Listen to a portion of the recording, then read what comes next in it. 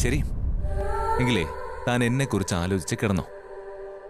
ഞാനും തന്നെ കുറിച്ച് ആലോചിച്ച് കിടന്നോളാം. ശരി sir. Okay, good night. Good night sir.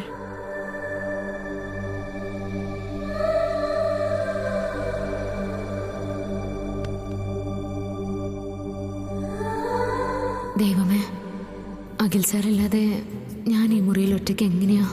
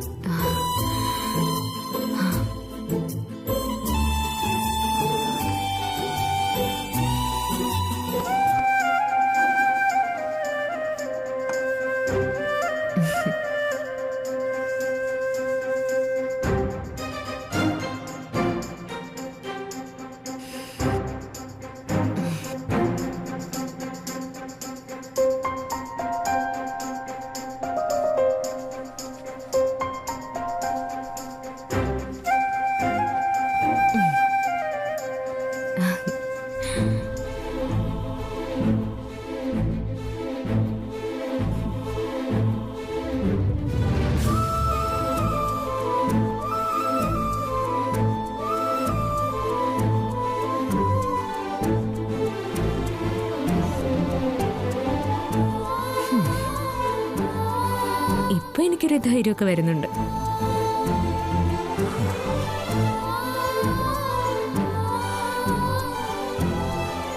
ഇപ്പോ എന്റെ ശ്യാമ എന്റെ അരികിൽ തന്നെയുണ്ട്.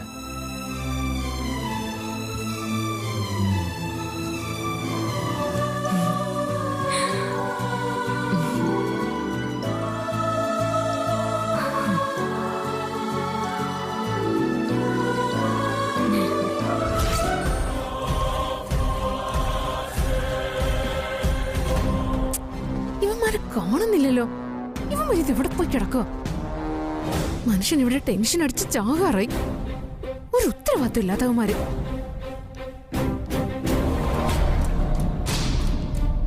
ഇവന്മാർക്കിനി വീട് വല്ലത് മാറിപ്പോയോ?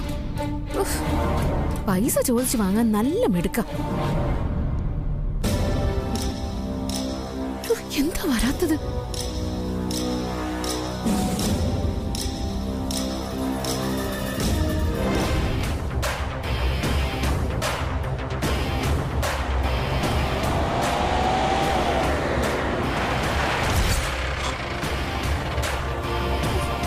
വേഗം വാ വാ. എത്ര നേരം കാത്തു നിൽക്ക? വാ, ഇതിൽ കേറ് കേറ്. വാ വേഗം വാ. പെട്ടില്ലേ? ഇപ്പൊ അവളെ കൊല്ലാൻ പറ്റിയ അവസരം. ഇവിടെ ആണുങ്ങൾ ആരുമില്ല. അമ്മയാണെങ്കിൽ ഉറങ്ങാന്ന് തോന്നുന്നു. ദാ ഈ വഴി പോയിട്ടുണ്ടെങ്കിൽ സ്റ്റെയർ വഴി കേറാം. ഒന്ന് അങ്ങോട്ട് ചെല്ല് വേഗം.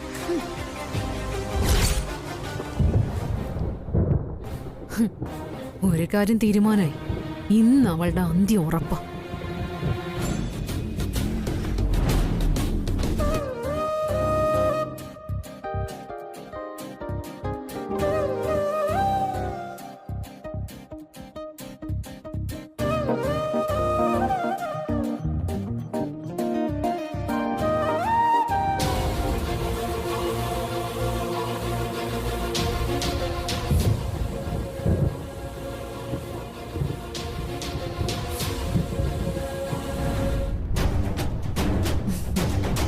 ശ്യാമേ, മഴ വരുന്നുണ്ട്. ടെറസിലിട്ടിരിക്കുന്ന തുണി നനയുണ്ടെങ്കിലേ വേഗം പോയി എടുത്തോ. അയ്യോ, ഞാനത് മറന്നു.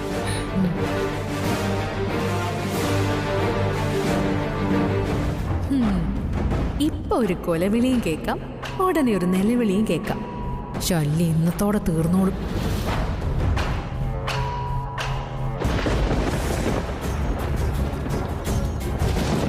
ഒരു മുന്നറിയിപ്പും ഇല്ലാതെ മഴ വരുന്നേ. തുണിയൊന്നും ഉണങ്ങിയിട്ടും കൂടിയില്ല. അമ്മേ അമ്മേ അമ്മ ഞാൻ എടുത്തോളാം. ആ തുണിയൊക്കെ എടുത്തോ.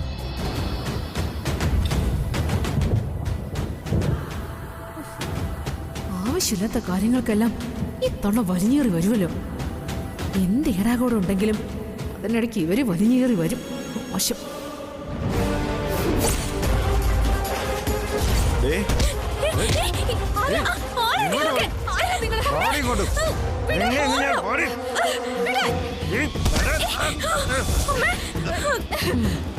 ആവശ്യമില്ലാത്ത പണിക്ക് പോയതല്ലേ തള്ള.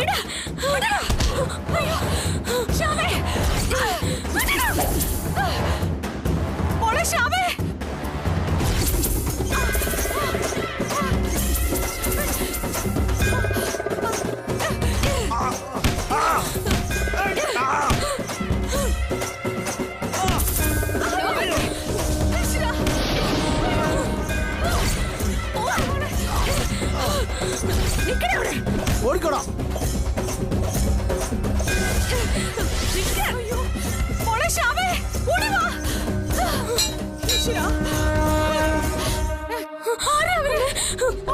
അമ്മ അവര് ഉപദ്രവിച്ചോ?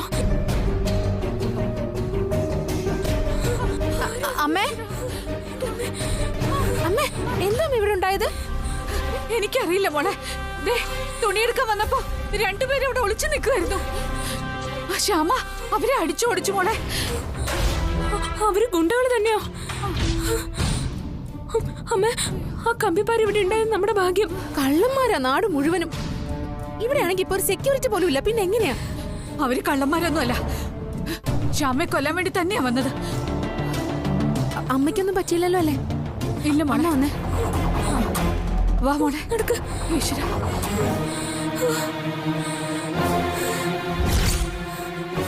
ഈശ്വര.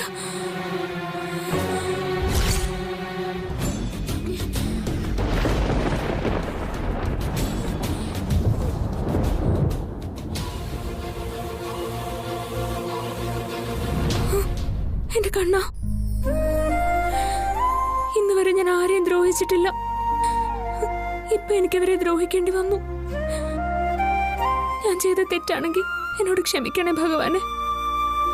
ഇനി ഇതുപോലെ എന്റെ നേരെ ആക്രമങ്ങൾ വന്നാ അത് നേരിടാനുള്ള കരുത്ത് എനിക്ക് നൽകണേ ഭഗവാനെ. ശ്യാമേ മോളെ. കൃഷ്ണ, അമ്മ അവരുപദ്രവിക്കാതിരുന്നതിൽ എനിക്ക് ഒത്തിരി നന്ദിയുണ്ട്. അമ്മ ഇനിയും കാത്തോണേ കൃഷ്ണ.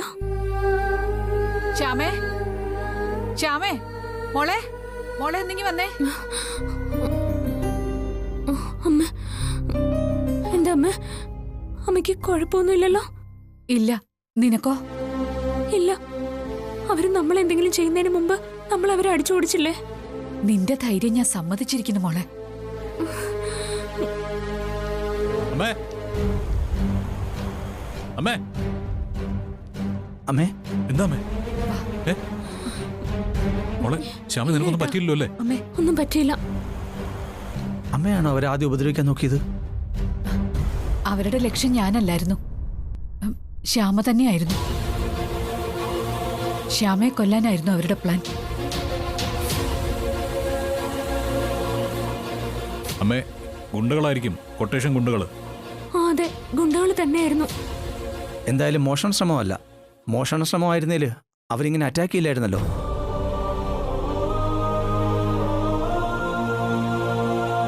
ശ്യാമ ഒരു കമ്പിപ്പാര എടുത്ത് എല്ലാരെയും അടിച്ച് പദം വരുത്തിയെന്നാ അമൃത പറഞ്ഞത്. മേടയിൽ കോലത്ത് ഭദ്രകാളി ക്ഷേത്രത്തില് എല്ലാ വർഷവും തീയാട്ടുണ്ട്. ദാരികനെ ഭദ്രകാളി വധിക്കുന്നതാ കഥ.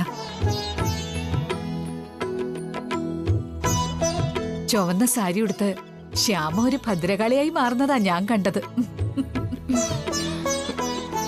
ഭദ്രകാളി ഏട്ടാ,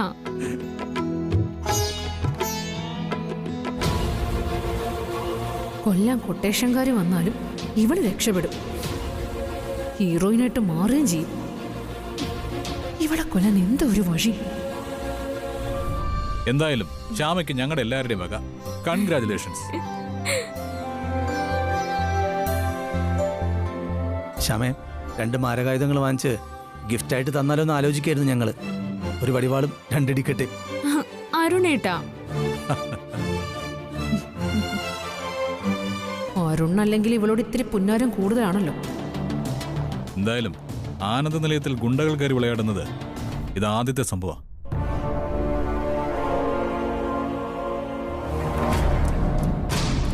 ഇതിന്റെ പിന്നിൽ ആരുടെയൊക്കെ കൈകളുണ്ടെന്ന് എനിക്ക് വ്യക്തമായിട്ട് അറിയാം.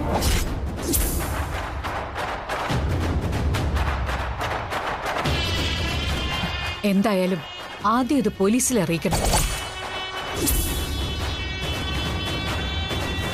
മതി. ആദ്യം നിയമം. എതിരാളികൾ ആരാണെന്ന് നമുക്കറിയാലോ. അതിനൊരു വ്യക്തത വരുത്തിയിട്ട് നമുക്ക് അടുത്ത നടപടിയിലേക്ക് കിടക്കാം. അതെ, ഇതിന്റെ പിന്നിൽ ആരൊക്കെ ഉണ്ടെന്ന് നമുക്കാദ്യം കണ്ടെത്താട്ടാ. അക്രമം കാണിക്കുന്നവരോട് ക്ഷമിക്കാൻ ഈ ആനന്ദ നിലയത്തിലുള്ളവർ പഠിച്ചിട്ടില്ല. ചോര കണ്ടേ തീരുവെങ്കിൽ അങ്ങനെ തന്നെ ആയിക്കോട്ടെ.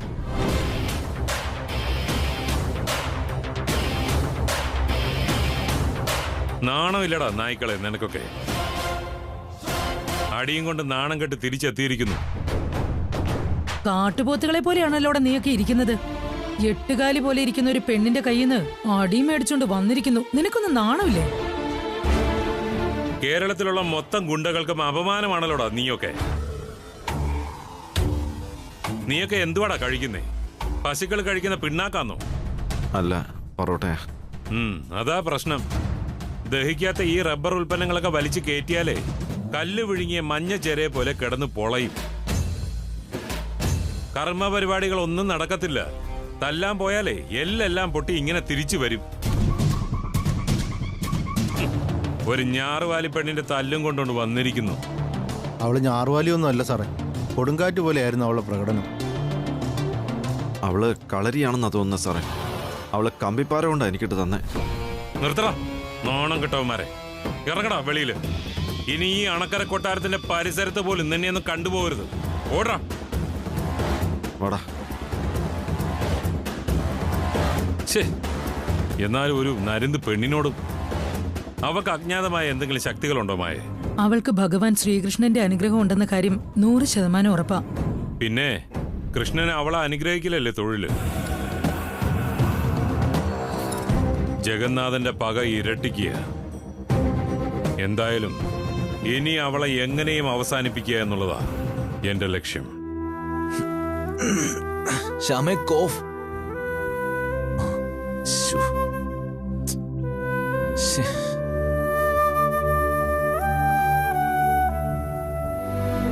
ശ്യാമ എഴുന്നേക്കേണ്ട സമയമൊക്കെ കഴിഞ്ഞല്ലോ.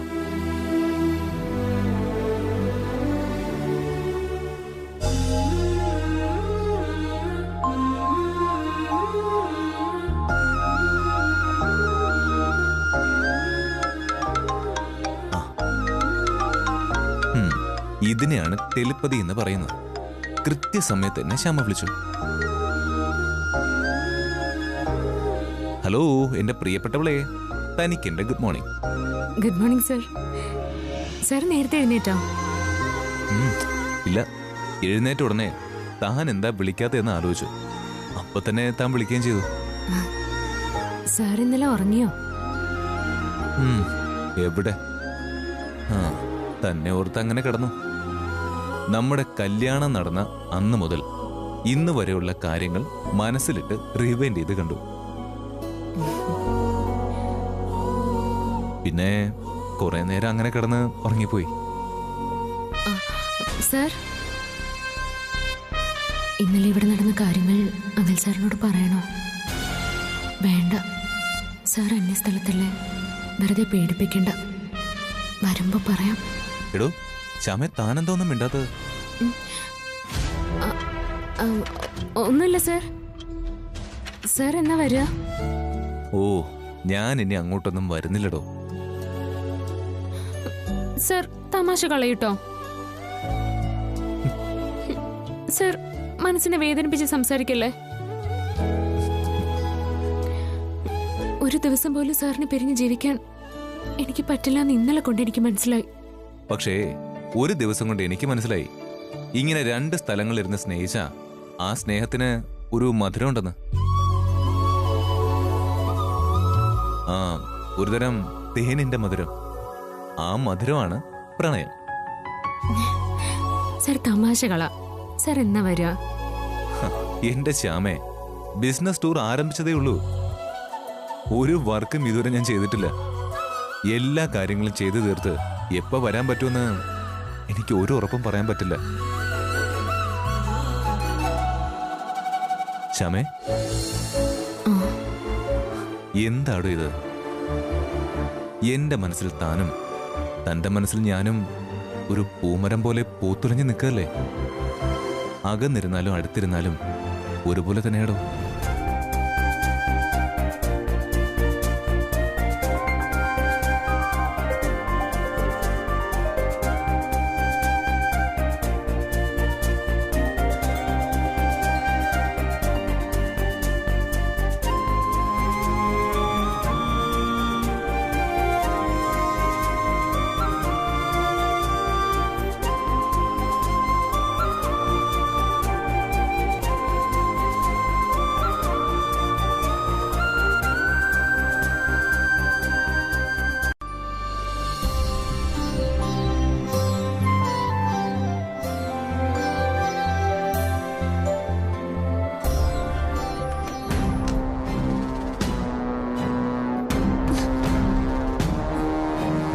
നിനക്കിത് എന്താ പറ്റിയ അമൃതേ?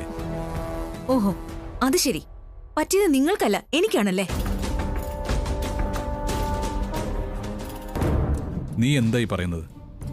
ഞാൻ നിന്നോട് എന്തെങ്കിലും മോശമായിട്ട് പെരുമാറിയിട്ടുണ്ടോ? മോശമായി പെരുമാറേണ്ട കാര്യമില്ലല്ലോ, പ്രവർത്തിച്ചാ പോരെ. നിനക്കെന്തോ സാരമായ തകരാറ് പറ്റിയിട്ടുണ്ട്. സാരമായ തകരാറുകളൊക്കെ പറ്റിയത് എനിക്കല്ല, നിങ്ങൾക്ക്. നിങ്ങള്? നീ എന്നെ ആദ്യേട്ടനെന്നല്ലാതെ മറ്റൊന്നും വിളിച്ചിട്ടില്ല. ഇപ്പോ നിങ്ങളെന്ന ഈ വിളി കേട്ട് ഞാൻ അമ്പരന്ന് പോവാ. എന്നെ കൊണ്ട് നിങ്ങൾ അങ്ങനെ വിളിപ്പിച്ചു. മനസ്സിൽ ഞാൻ നിങ്ങളെ പ്രതിഷ്ഠിച്ചത് ഒരു ദൈവത്തെ പോലെയാ. അത് വെറും കളിമൺ കോലാണെന്ന് തിരിച്ചറിഞ്ഞപ്പോ വളരെ വൈകിപ്പോയി. അമൃതേ, നീ നീ എന്തൊക്കെയാ പറയുന്നത്? ഒരമ്മയാവുക എന്നത് ജീവിതത്തിലെ ഏറ്റവും വലിയ ഭാഗ്യമാണെന്നാണ് ഞാൻ കരുതിയത്. ആദ്യനെ പോലെ സ്നേഹസമ്പന്നനായ ഒരു മനുഷ്യന്റെ കുഞ്ഞിനെ പ്രസവിക്കുന്നത് പുണ്യമാണെന്ന് ഞാൻ വിശ്വസിച്ചു. പക്ഷേ ഇപ്പൊ അതിന്റെ പേരിൽ ഞാൻ ദുഃഖിക്കുക. എന്തു പറഞ്ഞു? മഹാപാപം പറയുന്നു. ഞാൻ ഇതുവരെ നിന്നെ തല്ലിയിട്ടില്ല. അതിനുള്ള അവസരം നീയായിട്ട് ഉണ്ടാക്കിയിട്ടുമില്ല. നിന്നോട് ദേഷ്യം കൊണ്ട് എന്തെങ്കിലും ഞാൻ പറഞ്ഞിട്ടുണ്ടെങ്കിൽ അതിന്റെ പേരിൽ പശ്ചാത്തപിച്ച് മാറിയിരുന്ന് വിങ്ങിയിട്ടുണ്ട്. എന്നോട് നീ കുറെ ദിവസങ്ങളായി ഇത്തരം പ്രവൃത്തികൾ ചെയ്യുന്നു. എനിക്കിത് എന്താണെന്ന് മനസ്സിലാവുന്നില്ല. മനസ്സിലാവുന്നില്ലേ? ഓഹോ, അപ്പൊ നിങ്ങള് സ്വയം വെള്ളപൂശാൻ നോക്കുവാണല്ലേ? എനിക്കെന്നെ വെള്ള പൂശേണ്ട കാര്യമൊന്നുമില്ല. മനസ്സുകൊണ്ട് ഞാൻ വെള്ള തന്നെയാ. എങ്കിലും ഞാൻ ചോദിക്കുന്ന ചോദ്യത്തിന് ഉത്തരം പറ. അവൾ ആരാ? ആര്? ആ ശ്രീമോളുടെ അമ്മ അശ്വതി.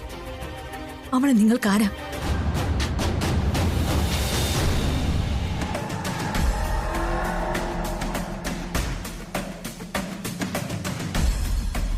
എന്താ നിങ്ങൾക്ക് നാവില്ലേ? എനിക്കൊരു ഉത്തരം കിട്ടണം ആദ്യേട്ടാ. ഞാനൊരു ഭ്രാന്തിന്റെ വക്കില. പറയൂ, അവളും നിങ്ങളും തമ്മിൽ എന്താ ബന്ധം? ഞങ്ങൾ തമ്മിൽ യാതൊരു ബന്ധവുമില്ല. കള്ളം പറഞ്ഞ് എന്റെ മുൻപിൽ നിന്ന് രക്ഷപ്പെടാന്ന് നിങ്ങൾ വിചാരിക്കരുത്. ഞാൻ നിന്നോട് കള്ളം പറഞ്ഞിട്ടില്ല മൃതേ. പിന്നെ ഞാൻ നിന്റെ അടിമയല്ലാത്തതുകൊണ്ട് എനിക്ക് രക്ഷപ്പെടേണ്ട കാര്യവുമില്ല.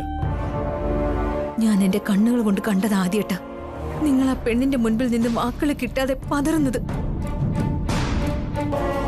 അവൾ എന്തൊക്കെയോ ചോദിക്കുമ്പോ ഉത്തരവില്ലാതെ നിന്ന് വിയർക്കുന്നത്. അമൃതേ, ആ പെൺകുട്ടി എന്റെ ഒരു പരിചയക്കാരിയാണ്, അത്രമാത്രം. അതിനപ്പുറം ഈ ഒരു അർത്ഥം കൽപ്പിക്കണമെന്നില്ല. ഞാൻ നിങ്ങളുടെ ഭാര്യ ആയതുകൊണ്ട് എനിക്ക് മനസ്സിലാവും നിങ്ങളുടെ കള്ളത്തരങ്ങളൊക്കെ. ആ പെണ്ണിന്റെ മുഖത്ത് നിന്നും എനിക്ക് വായിച്ചെടുക്കാൻ പറ്റും അവളും നിങ്ങളും തമ്മിലുള്ള ബന്ധം. പരസ്പര വിശ്വാസ ഒരു ദാമ്പത്യ ജീവിതത്തിന്റെ അടിസ്ഥാന തത്വം. അമൃതേ, ആണും പെണ്ണും കൂടെ പരസ്പരം സമ്മതിച്ച് താലി കെട്ടി കൂടെ കൂടുന്ന ഒരു കത്തുടമ്പടി മാത്രമല്ല വിവാഹ ജീവിതം. അത് പരസ്പരം മനസ്സിലാക്കി, പരസ്പരം സ്നേഹിച്ച്, അന്യോന്യം വിശ്വസിച്ച് മുന്നോട്ട് കൊണ്ടുപോകേണ്ട ഒരു ജീവിത രീതിയാണ്.